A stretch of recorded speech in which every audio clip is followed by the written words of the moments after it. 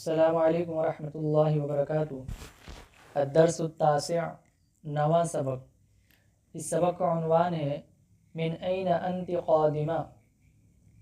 من این کہاں سے، انتی آپ، قادمہ آ رہی ہیں، آپ کہاں سے آ رہی ہیں۔ تو پچھلا سبق جو ہم نے الدرس الثامن پڑھا تھا، 8واں سبق، اس کا موضوع تھا الی این انت ذاہبہ، آپ کہاں جا رہی ہیں۔ تو اس کا یعنی کہ مخالف موضوع من این انت قادمہ، آپ کہاں سے آ رہی ہیں۔ تو یہاں پر دو کلام کرنے والی میمونہ اور روضہ ہے۔ میمونہ جو ہے یہ روضہ سے پوچھتی ہے ارا ثیابک وسخا، ارا ثیابک وسخا من این انت قادمہ، ارا میں دیکھ رہی ہوں آپ کے کپڑے میلے کچیلے، ثیابک آپ کے کپڑے، وسخا میلے کچیلے، آپ کہاں سے آ رہی ہیں۔ تو روضہ کہتی ہے انا قادمۃ من القریہ والمسافۃ کانت طویلہ، یعنی میں گاؤں سے آ رہی ہوں،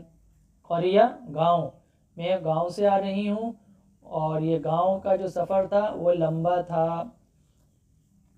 والمسافہ یعنی کہ سفر کا جو دورانیہ، سفر کی جو یعنی کہ پیمائش، کانت طویلہ یہ لمبی تھی، سفر لمبا تھا، اس وجہ سے یعنی کہ میرے کپڑے جو ہے میلے کچیلے ہو گئے۔ میمونہ لہذا السبب توسخ ثیابک، کہ اسی وجہ سے، لہذا سبب اسی وجہ سے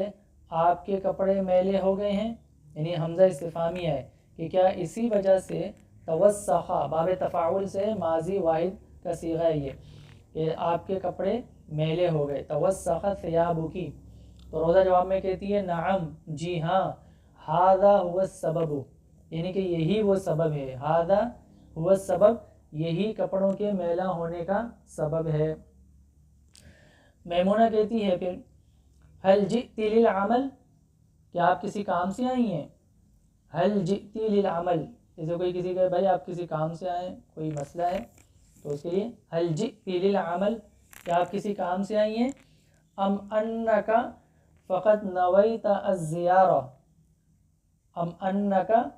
فقط نویت الزیارہ، یعنی آپ کسی کام سے آئی ہیں یہاں پر، میرے پاس جو یہاں آئی ہیں کسی کام سے آئی ہیں، یا یہاں شہر میں جو آئی ہیں کسی کام سے آئی ہیں، یا فقط آپ کی نیت ملاقات کرنا ہے، یعنی آپ میرے پاس جو آئی ہیں کہ آپ مجھ سے کوئی کام ہے یا صرف مجھ سے ملاقات کرنے کے لیے آئی ہیں۔ تو روضہ کہتی ہے کان لدی عمل، کان لدی عمل، کہ مجھے کام تھا، مجھے کام تھا، لدی عند لدی، عند اور لدا جو ہے کیا کہتے ہیں کہ یہ دونوں پاس کے معنی میں یعنی کہ استعمال ہوتے ہیں، لیکن عند اور لدا کے اندر فرق یہ ہوتا ہے کہ عند کے اندر اس چیز کا ہونا نہ ہونا، یعنی کہ اس میں کوئی ضروری نہیں ہے کہ اس کے پاس وہ چیز ہوگی، لیکن لدا جب وہ استعمال کرے گا اس وقت متکلم کے لیے ضروری ہے کہ وہ اس کے پاس وہ چیز ہو، وہ اس کے پاس یعنی کہ جو بھی وہ بات ذکر کر رہا ہے اس کا وجود اس کے پاس ہو۔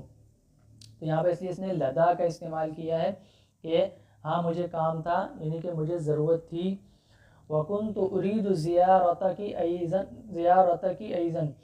یعنی کہ اس کے ساتھ ساتھ میں آپ سے ملاقات کرنا بھی چاہتی تھی۔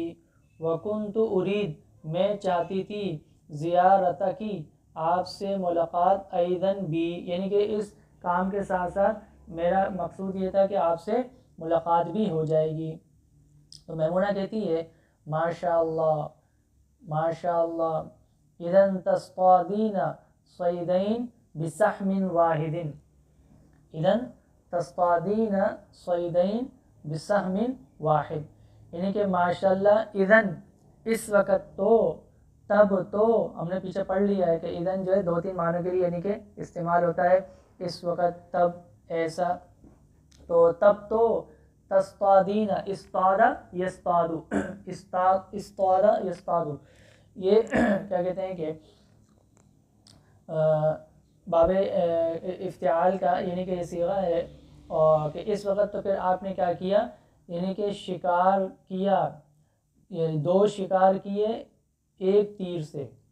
تصطادین ہے، یہ واحد مؤنث حاضر کا صیغہ ہے مضارع سے، کہ اس وقت تو آپ یعنی کہ شکار کر رہی ہیں، صیدین، صید مفرد ہے اور کیا کہتے ہیں کہ صیدین اس کی تثنیہ ہے، کہ اس وقت تو آپ شکار کر رہی ہیں 2 بسہم واحد، ایک تیر سے، اردو یعنی کہ محاورہ بھی ہے کہ ایک تیر سے 2 شکار، تو بالکل یہ وہی چیز ہے کہ اذن تصطادین صیدین بحجر واحد۔ تو یہاں پر یعنی کہ میمونہ جو کہہ رہی ہے کہ آپ نے 2 یعنی کہ شکار کر لیے ایک تیر سے، وہ اس طرح کہ آپ کو جو مجھ سے کام ہے وہ بھی ہو جائے گا اور آپ کی یعنی کہ جو زیارت کا مقصد تھا وہ بھی پورا ہو گیا۔ اب روزہ کہتی ہے نعم، جی ہاں، ھذا ما نویت من سفری ھذا، یہی میری یعنی کہ نیت تھی اپنے اس سفر سے، ھذا ما یعنی کہ یہی نیت تھی، من سفری ھذا میرے اس سفر سے۔ تو میمونہ کہتی ہے مرحبا بکا و اہلا و سہلا، یعنی پھر تو آپ کو خوش آمدید ہو، مرحبا بکی، مرحبا بکی و اہلا و سہلا، یعنی پھر تو آپ کو کیا ہو، آپ کو خوش آمدید ہو اور آپ یعنی کہ اپنے ہی افراد میں آئی ہیں، آپ اپنے ہی علاقے میں اپنے ہی گھر میں آئی ہیں، آپ کو اپنا جیسا ماحول انشاءاللہ ملے گا۔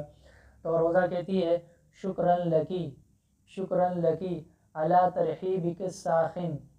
شکراً لکی علی ترحیبک الساخن، یعنی کہ آپ کا شکریہ ہو آپ کی اس گرم جوشی سے خوش آمدید کہنے پر، آپ کی اس یعنی کہ گرم جوش ملاقات کرنے پر، پرتپاک استقبال کرنے پر آپ کا کیا ہو، شکریہ ہو۔ شکراً لکی،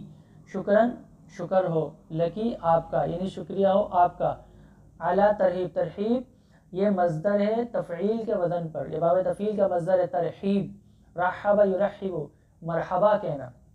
رحب یرحب مرحبا کہنا، خوش آمدید کہنا، تو یعنی کہ اسی پر یہ روزہ کہہ رہی ہے کہ آپ کا شکریہ ہو کہ اعلیٰ ترحیبی کی، کہ آپ نے یعنی کہ گرم جوش انداز میں، ساخن گرم جوش، گرم یعنی کہ جیسے کہتے ہیں نا کہ ماؤن ساخن، ماؤن بارد،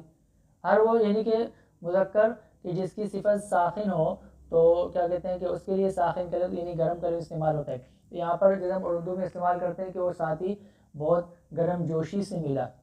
یا اس میزبان نے اپنے مہمان کا بڑا پرتپاک استقبال کیا، تو یہ عربی کے وہی جملے ہیں، یعنی کہ علی ترحیبک الساخن، یعنی کہ آپ کے اس گرم جوشی خوش آمدید کہنے پر اور آپ کے اس گرم جوشی سے ملاقات کرنے پر آپ کا شکریہ ہو۔